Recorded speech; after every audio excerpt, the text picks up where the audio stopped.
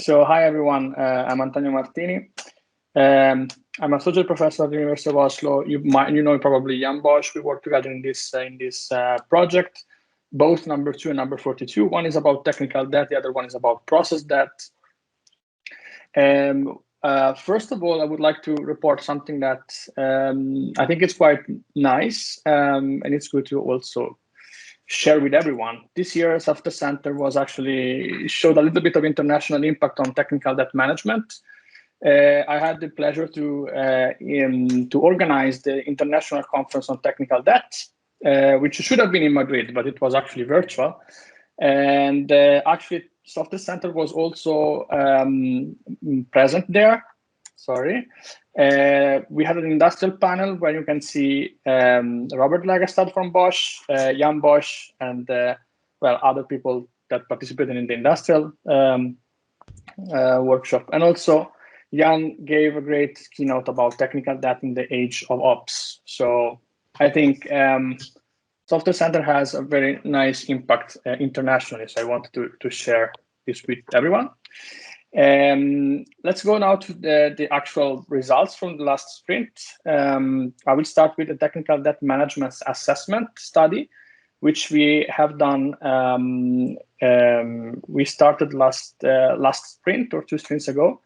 And basically the idea is that we want to assess holistically in a company how the company actually is managing technical debt. Technical debt is not only a technical problem. It happens mostly because a lot of other aspects that happen in a company, like problems with knowledge, awareness about technical debt, education, organization, process, the tools, prioritization, alignment, and if people are encouraged to actually manage technical debt.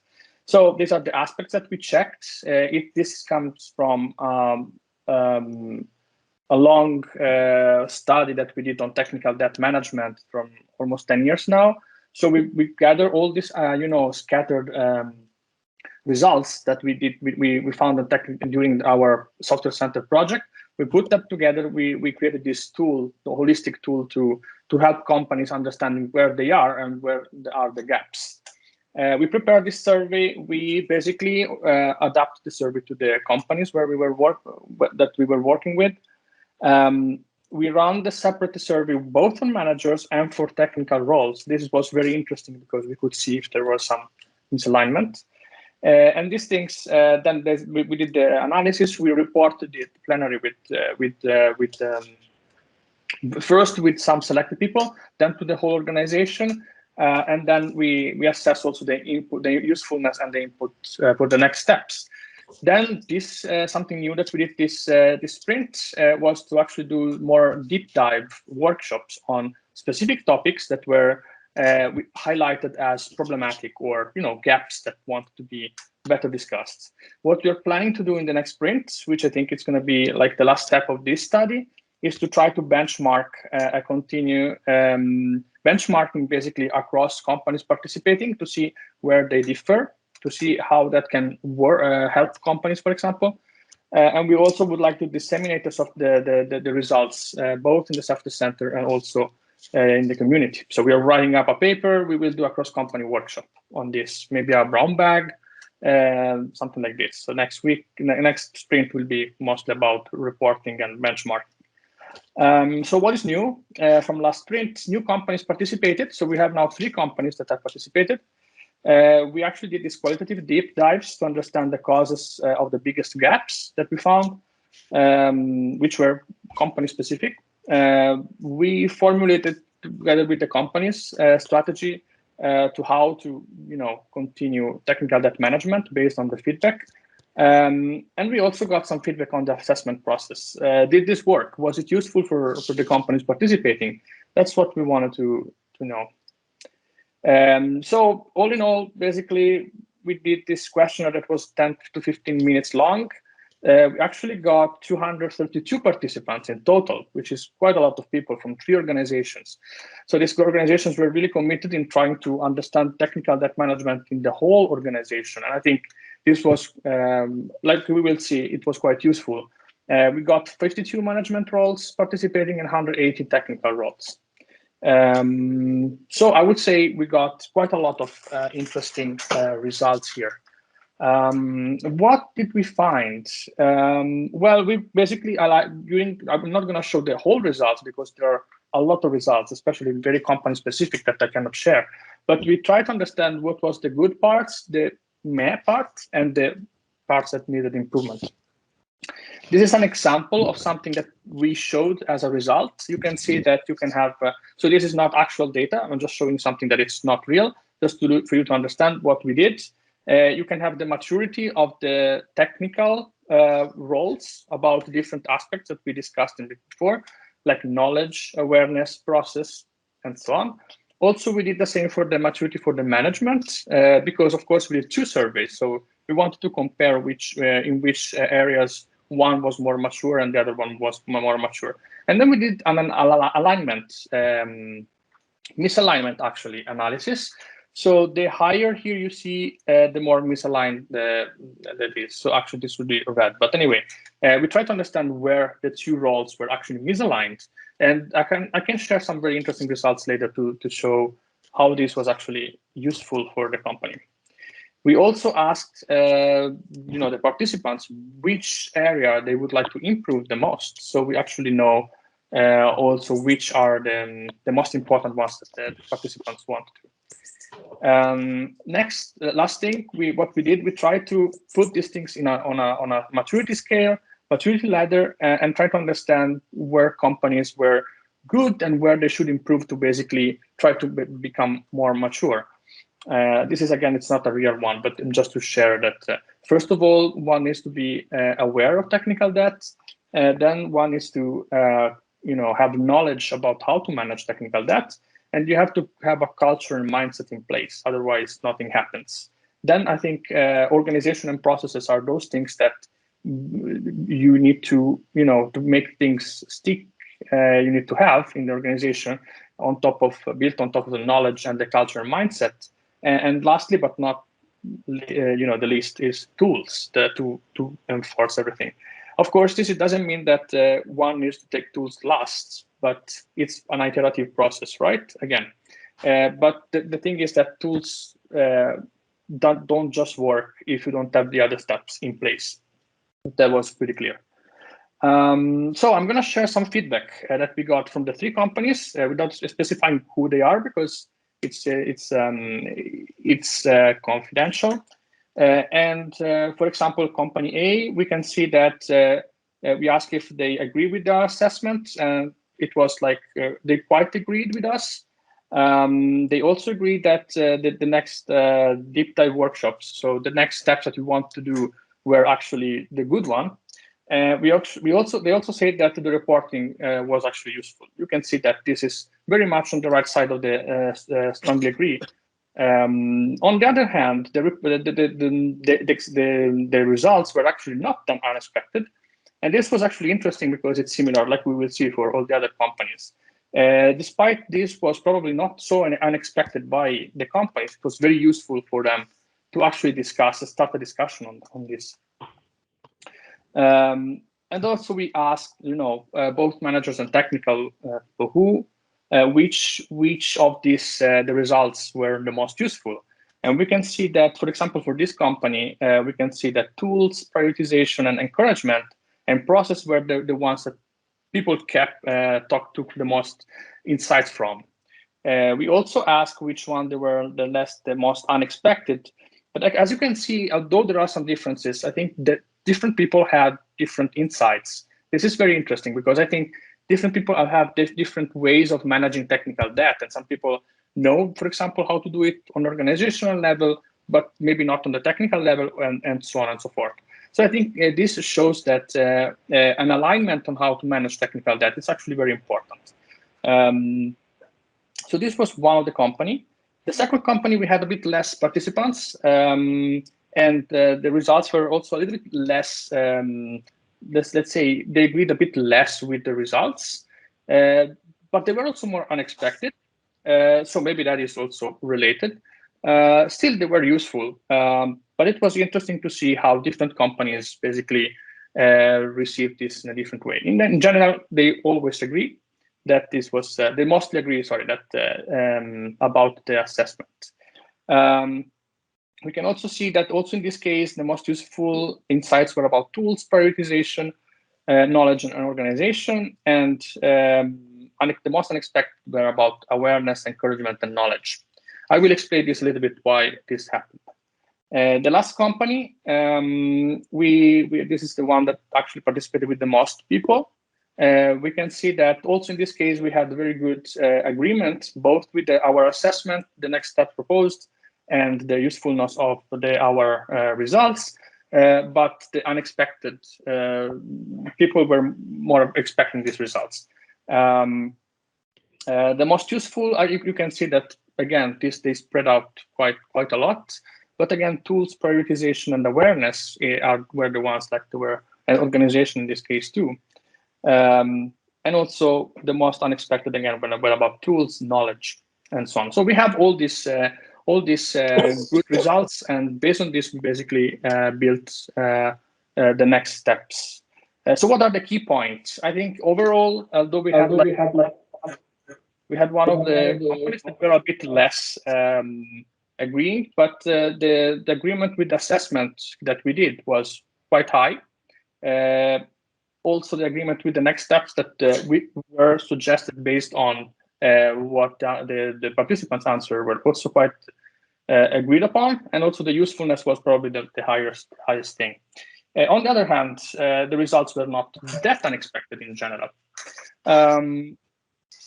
I mean, considering that this is like technical debt management in companies, especially if you ask managers and developers, it's a very controversial topic, right? We can say that having such an agreement was actually quite a good result, because it means that, despite there are divergences, we found like common gaps for improvement. This is also very visible because when we actually asked some more qualitative, feedback from the companies, most of them, they said, okay, it's true. Okay, we expected some of them, but some of them we actually didn't. So we usually find someone who didn't expect some of the results that were very useful for them, and they could be eye-opening. That's what they have been saying. And also, I think the most important thing here is that one can actually find the gaps about that were not known. I mean, the people maybe were discussing technical debt in one sense, but they didn't really talk about one specific aspect. And discussing this and seeing the differences was very useful. Yes, and so if we look at the different companies, how did they actually do? Did they do something similar or very different? And this is something that we are going to do more in the next sprint, but I can show a little bit of some interesting things here. If we look at this company, for example, we can see that they were quite good. They have a good awareness of technical debt management. Then we can see that the knowledge needs some improvement. I think the culture and mindset was actually the thing that they found that was the most need of improvement about technical debt. On the other hand, the organization was actually surprisingly in a good shape when it comes to technical debt management. The process and tools are still, they still need to be tweaked. They need improvement. So basically, what we found is that this company needs better encouragement practices, a better iterative and systematic process, more alignment in prioritization, and how to assess and risk technical debt and communicate it. If we look at another company, another participants, you can see that it was actually quite similar. What changed here is that culture and mindset was less, let's say, there was less of a gap with respect to the previous company, but still there is some room for improvement. The organization, on the other hand, was less optimal in this case. And they have actually quite in need of tools. If you look at actually the things that we pointed out as the improvements, they're actually quite similar to the previous one. And one thing that it's also important here was that visualization was also pointed out as something important. If we take the third company, we can see that, again, awareness is actually quite good, but in this case, the knowledge was the one that was lacking the most. And while culture and mindset, organizational process were like, okay, they also missed quite a lot on the tool side.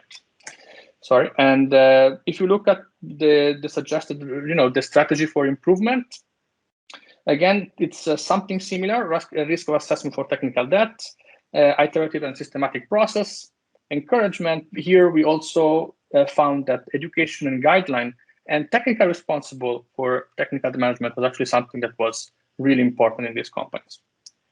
So what are the key cross-company points? Awareness was actually acceptable across the company. That's maybe something that we didn't expect, and maybe the companies didn't expect themselves. Both managers and technical roles, they were actually quite aware of the problems that technical debt cause. And maybe this is also because we have had like a long-term project on this. The most in need of improvement, what we saw is the current culture and mindset, especially when we got to an encouragement. An iterative technical debt process, it's not in place most of the time, and that is actually quite useful. Risk assessment and communication is something that can definitely be, it's one that was often pointed out as very in need of improvement. Also interesting was that the prioritization alignment was something that companies wanted to improve in some cases. And also, of course, tools, but we know that tools for technical debt management are not very mature yet. Some action points that were mentioned by companies, for example, that they would like to do, and this is work in progress, of course, but I thought interesting to share that actually after the survey, companies start doing some actions, at least some, so of course. So one thing that was important was the connection of technical debt with business goal of the organization, a better strategic management of technical debt, because if technical debt is not tackled at a strategic point, from a strategic point of view, there is not much that one can do from the team level. So it has to be recognized strategically and used, for example, for planning, should plan for technical debt and management and so on and so forth. Also, additional guidelines on technical debt management. This was mentioned that they are starting actually creating these guidelines because they found that probably from our survey they didn't have good guidelines. Another interesting thing was that ownership of technical debt. They are starting having a better ownership of, okay, who actually is in charge of this technical debt? The code, the technical debt that is in that code, who is accountable, who is responsible, and so on and so forth. This is something that some people have started doing. Increasing technical guidance on an inter-team architectural level. Some companies, they need to have a bit more of this reference point. Other things that I haven't written here, for example, they're starting to improving, for example, the backlog and how to report technical debt and track technical debt and kind of stuff. But that was already ongoing a little bit in our project. Yes, so what is the next steps for this project? We will do some additional deep dives with one of the companies because we haven't finished yet, but we are almost there. We want to start doing some benchmarking and try to see how the different companies perform with respect to each other. We will disseminate the results. We will write a paper, and we probably want to do a cross-company workshop. If there are more companies involved that want to get involved, this is probably the last chance, because after this, probably we will not run this sort of research again. So.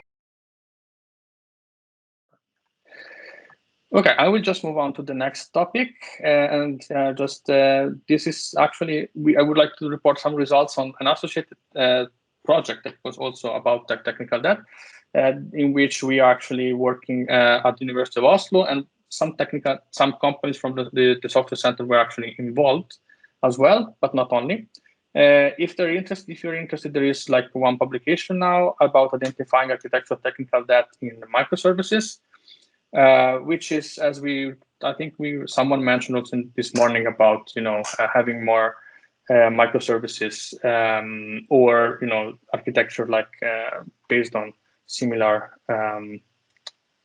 principles. So if you're interested about which companies, what kind of architectural data they found and they would like to avoid, they decided to do refactoring, and you are migrating to microservices, this could be interesting.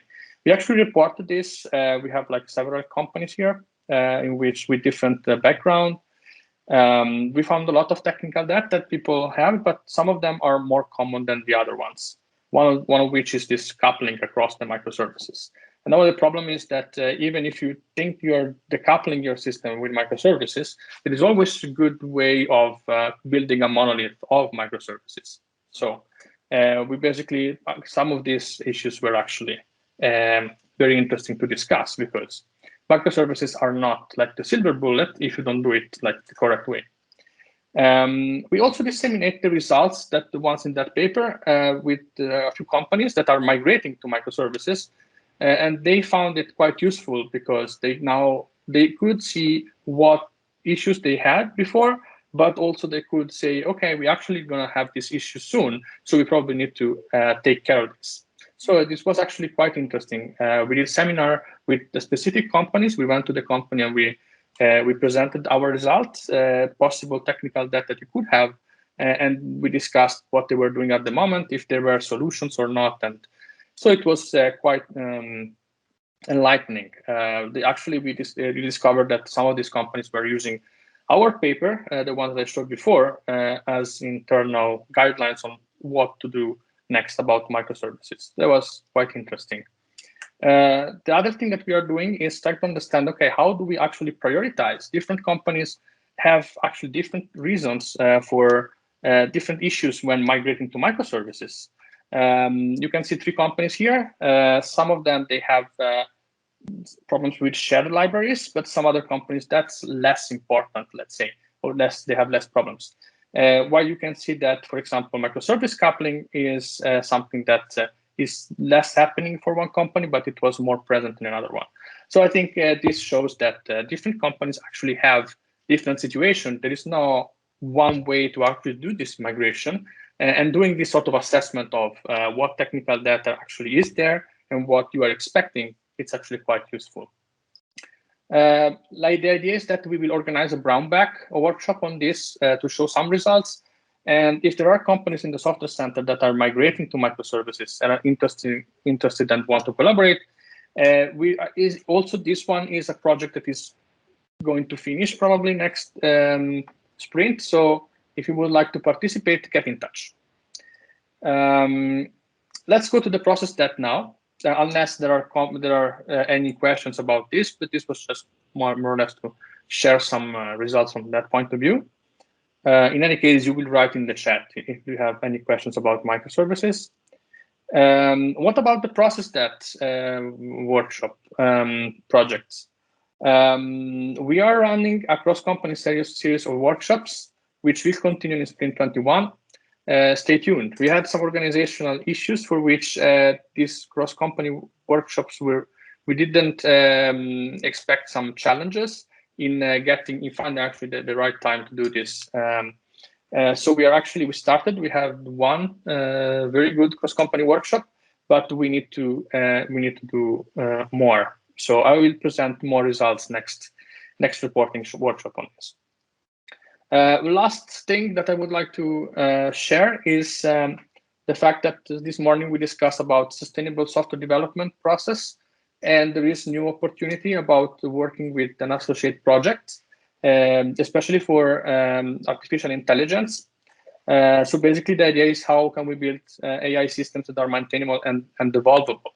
And there is a new PhD student started, which is funded at the University of Oslo. So it's basically an associate project. But we found that this is part of this process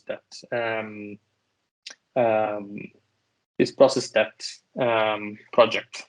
What we're doing is an ongoing systematic literature review on this, and we actually we are studying an in-practice AI system.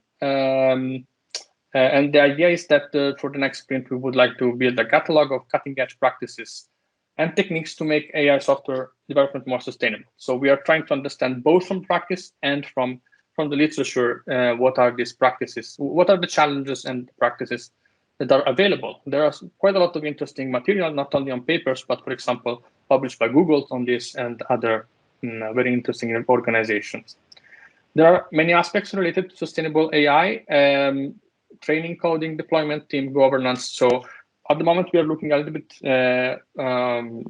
everywhere, but at some point we probably will focus on some of this topic. But first, we want to have an overall about, we do machine learning all now quite a lot, and we try to make them work. But what about maintaining and evolving them? We can see that there are quite a few challenges. Some of the challenges are, for example, related to data dependencies, which actually cost even more than what we know about code dependencies, right? It's very difficult to detect according to some sources. Glue codes in machine learning, we usually used to have a lot of different packages and other data sources and everything. So there is a lot of glue code, so unstructured code that developers and AI data scientists need to create. And most of the time, there is a lot of technical debt in that glue code. Also, similar thinking about the pipelines that we do to prepare the data. Something that is called pipeline jungles, for example. Things that grow without being really well thought out. In the beginning, it probably worked very well, but then it becomes really technical debt. So the idea is that we are looking at technical debt into machine learning applications. There is a lack of abstraction for machine learning entities, and this was actually a paper that I read recently, and there is actually a challenge in abstracting machine learning models, prediction, and data.